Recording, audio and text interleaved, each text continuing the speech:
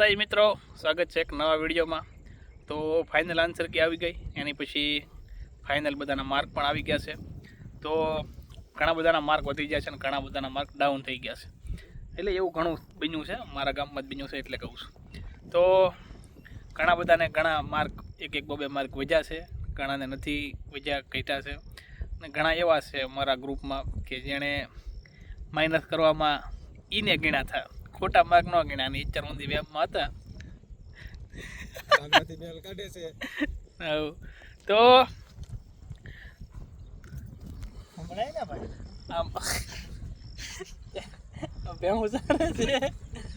આ ભાઈને 121 માર્ક થાય છે, આ ભાઈને 118 માર્ક થાય છે, ઓલા ભાઈને 116 માર્ક થાય છે, બધા ભેહું ચરે છે અને હું પાટેમાં ફેલ છું। તો એ બધા અત્યારે એક આરે ભેહું સરીએ છીએ। હો, મારે 31.25 માર્ક છે, 75.75 થી આપણે પાટેમાં રહી ગયા છીએ। પાર્ટ બીમાં 80 માર્ક છે। આ અમે બધા ભાવનગર હારે તૈયારી કરતા, બધાય હજી 2 ચાર છે પણ એને ભેહું નથી, ભાવનગર બધા હારે તૈયારી કરતા અમે। તો આ બધા મને ડિસ્ટર્બ કરતા, તો મેં વિચાર્યું કે આપણે આગો વ્યૂ જવું છે, તો હું ગાંધીનગર વયો ગયો। તો હું રહી જાય ને આ બધા પાસ થઈ ગયા। જો કે હું દાંત કાઢું છું પણ મારે અંદર હું વિચાર છે હું જ જાણું છું। ના ચોક્કસ। આ ભાઈ છે કાંતભાઈ પહેલી ભરતીમાં સાથી ફુલાણીની। પહેલાં કાંતભાઈને પહેલી ભરતીમાં એવું હતું, પહેલાં એક્ઝામ હતી પછી ગ્રાઉન્ડ હતું, એટલે પહેલાં સાતીમાં નીકળી ગયા। પછી ગઈ ભરતી 2022માં, 2022 હતી ને, 2022માં કંઈક 82 એટકું હતું એસઆરપી કોન્સ્ટેબલ ને 79 એટકું હતું। આ ભાઈને 2 માર્ક ઘટ્યા હતા, એ ભાઈ 8-9 પ્રશ્નોને એ કરતા ભૂલી જતા, તો કાનભાઈ આમાં રહી જતા। પછી આ ભરતી છે, તો આ ભરતીમાં અમારા ગામમાં ટોપ છે, તોય લાગતું ને આવી જાય। ના 121 તો આવી જશે। પછી આ ભાઈ છે પાતુભાઈ, બહુ હોશિયાર છોકરો મારો પાતુભાઈ। એસએસસી ની એક્ઝામમાં બિચારાને 2-3 વાર, જીડીમાં કોન્સ્ટેબલમાં 2-3 વાર છાતીમાં કાઢી નાખ્યા છે। અને આ વખતે જીએસઆરટીસીમાં પણ અમુક એક ડોક્યુમેન્ટમાં થોડોક લોસાના કારણે નીકળી જશે। અને આ વખતે એને કોન્સ્ટેબલની અંદર બહુ સારા માર્ક થાય છે, પાસ થઈ જાય એટલા માર્ક થાય છે, એટલે ઘણું। પછી ઓલા ભાઈ છે મિલનભાઈને ફોરેસ્ટ ફર્સ્ટ યર છે તૈયારીનું, વધીને 1.5 વર્ષ થયું છે, મતલબ આ બધું ફોરેસ્ટ વખતે તૈયારી ચાલુ કરી છે, વ્યવસ્થિત ક્લાસ કર્યા ભાઈ ભાવનગર। મેથ્સ રીઝનિંગ સારું છે ભાઈનું, એટલે ફોરેસ્ટમાં સારા માર્ક હતા, એમાં રનિંગ હતું, તો રનિંગમાં ભાઈના સાથેમાં કાઢી નાખ્યા, થોડુંક નબળું છે સાથે, તમે જોઈ શકો છો। એટલે થોડુંક રનિંગમાં કેવડાવ્યું, એટલે ઓલામાં સાથીમાં। પછી ભાઈ દીદીથી સીસીમાં ભાઈની તૈયારી નહોતી, ભાઈનો ગોલ હતો કોન્સ્ટેબલ જ તે, એટલે સીસીમાં એટલા બધા માર્ક નહોતા। પછી એમાં વરહાય નહોતા થતા ભાઈને, ભાઈ હજી હમણાં 21 વર્ષના ચા છે, અને ત્યારે એનું ગ્રેજ્યુએશન નહોતું છું। હવે ગ્રેજ્યુએશન છે, બધું છે, એટલે હવે થઈ જાય। કોન્સ્ટેબલમાં સારા માર્ક છે, પીએસઆઈમાં 150 ઉપર માર્ક છે, એટલે મને લાગે છે કે પાસ થઈ જાય। પછી મારી વાત કરું તો હું 2022ની કોન્સ્ટેબલની એક્ઝામ હતી ત્યારે તૈયારી, પહેલી એક્ઝામ આપી હતી 2022ની, તો 2022ની કોન્સ્ટેબલની એક્ઝામમાં દેવા ખાતર દીધી હતી, એમાં આપણે ફેલ જતા પ્રેમથી। પછી લોકડાઉન પૂરું થયું, અને પછી આપણે તૈયારી ચાલુ કરી, અને ફોરેસ્ટ વખતે વ્યવસ્થિત તૈયારી કરતા હતા, પણ આપણે પાર્ટીમાં ફેલ થતી મેથ્સ રીઝનિંગના કારણે। 31.25 માર્ક છે, 75 માર્ક ઘટે છે, તો એમાં આપણે ફેલ જ થઈ કોન્સ્ટેબલમાં। હવે નવી તૈયારી ચાલુ કરવાની છે। તો હવે એક નવો પ્રશ્ન આવે છે કે ભાઈ મેરિટ કેટલાય અટકશે, કેમ કે હવે બધાને પોતપોતાના માર્ક કે સાચા માર્ક દેખાય છે। પહેલાં તો ગણતા તો કોઈ સાચું કહેતું નહીં, પણ હવે બધાના સાચા માર્ક દેખાય છે, એટલે પોતપોતાની રીતે બધા પોતપોતાની રીતે અંદાજ લગાવે છે।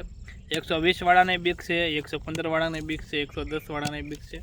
બધાને બીક છે। હાઈએસ્ટ માર્ક છે અને આરામ અનારામમાં મળવાની બીક છે, ઓછા માર્ક છે અને માર્કેટમાં ઓલા મેરિટમાં આવવાની જ બીક છે। તો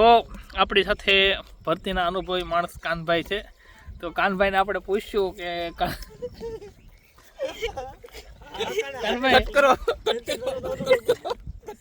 કાનભાઈ કટ નહીં થાય, કારણ તમારે કેવું જ પડશે કેટલાય અટકી એક છે એમ અંદાજ લગા હું બોલી દઉં સોશિયલ મીડિયામાં જોઈ બધા એના ઘણા માર્ક છે કાન 71 વાળા છે 58 વાળા છે હા કાનભાઈ બે હોય ને તો આવી જાય ટૂંક સમયમાં મેરિટ હો એટલે આપણે જોઈ એટલે કાનભાઈનું એવું કેવું છે કે કાનભાઈ અત્યાર સુધી એમને ખોટા માર્ક કહેતા હતા એનું કેવું એવું છે કે ભાઈ ફાઇનલ મેરિટ ન આવે ફાઇનલ માર્ક ન આવે ફાઇનલ રિઝલ્ટ ન આવે ત્યાં સુધી કાંઈ કહેવાય નહીં કોઈને એટલે કાનભાઈનું એવું કેવું છે કે 110 115 સુધી જઈ શકે એવું છે અત્યારે એવું કહે છે આજુબાજુ રે હો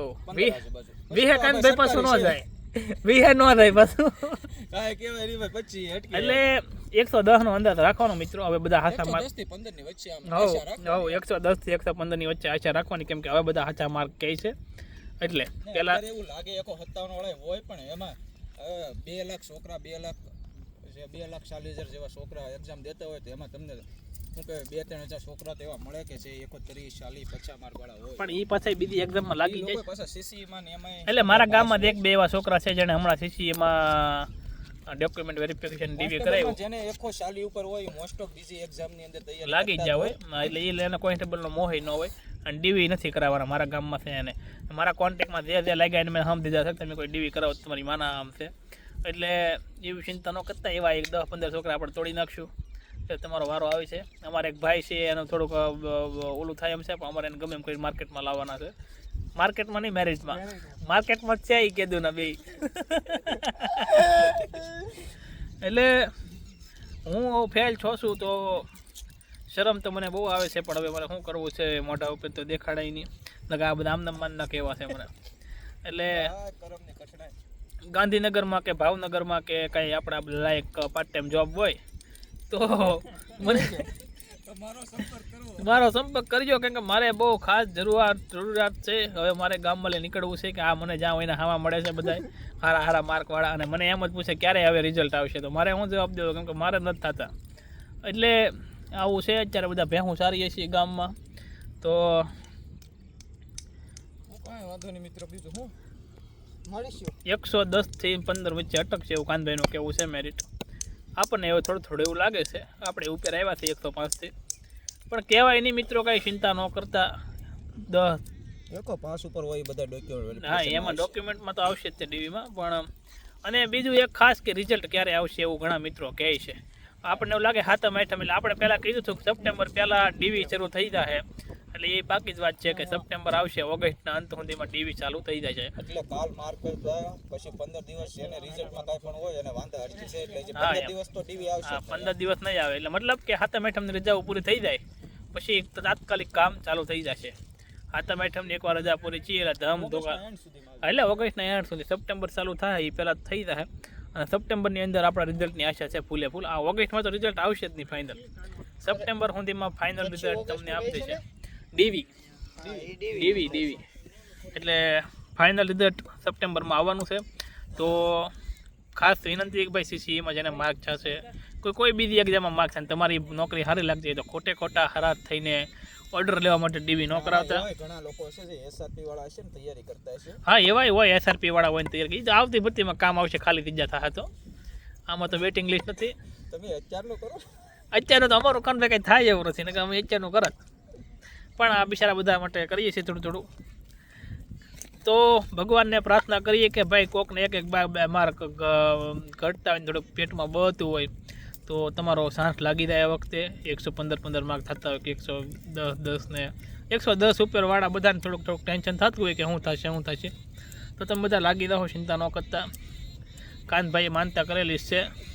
હાલીને જવાનું છે અમારે મારા ઘેરથી મંદિરે હા એટલે